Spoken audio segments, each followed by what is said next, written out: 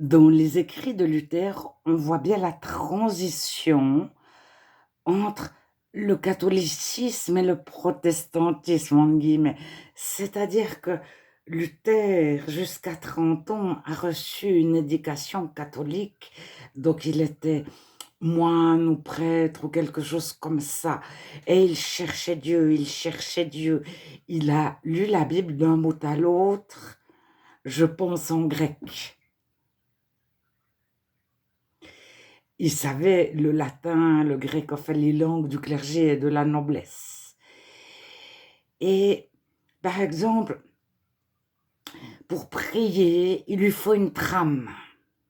Alors, il ne répète plus, il ne récite plus des textes, mais il prend le Notre Père, il prend la première phrase, puis après, il brode autour avec des mots, mais il lui faut quelque chose, un modèle de prière. Il ne sait pas s'adresser à Dieu spontanément. Alors, il mangera à la fin de sa vie, donc il est décédé avant l'âge de 70 ans, l'âge de 70 ans. Il mangera à la fin de sa vie, constamment entouré de personnes, tout le monde pouvait aller manger à sa table. Et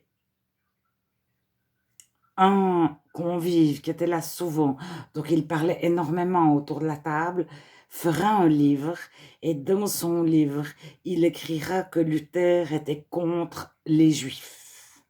Et à cause de la phrase de ce livre, ou d'un chapitre, je ne sais pas, je n'ai pas le livre, mais j'ai lu des commentaires, etc. sur ce livre, et vraiment c'est une personne qui, après coup, a pu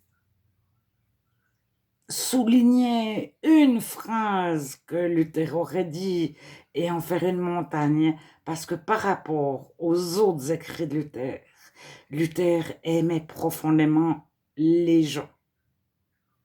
Et lorsqu'on aime les femmes, les enfants, les vieux, les handicapés, les non-chrétiens, les chrétiens, les personnes à peau noire, blanche, rouge,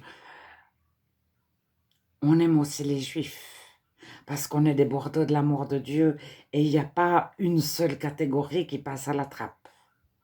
Et d'après le temps qu'a pris Luther pour apprendre des langues, euh, les langues, les dialectes du petit peuple, et le temps qu'il a pris pour traduire la Bible, est-ce que cela, cela démontre un amour pour tous et chacun? Et balayer Luther à cause du livre de ce convive qui mangeait avec lui, c'est un pas que je ne franchirai pas. Pourquoi écrire un tel livre? Quelle était l'intention de cet auteur? Si c'était qu'on balaye Luther d'un revers de la main parce qu'il aurait dit quelque chose sur les Juifs, c'est réussi, en tout cas ces dernières années. Maintenant, qui a écrit ce livre? Quand? Comment a-t-il été réimprimé, réédité au cours de l'histoire? Comment était-il écrit la première fois qu'il a été écrit?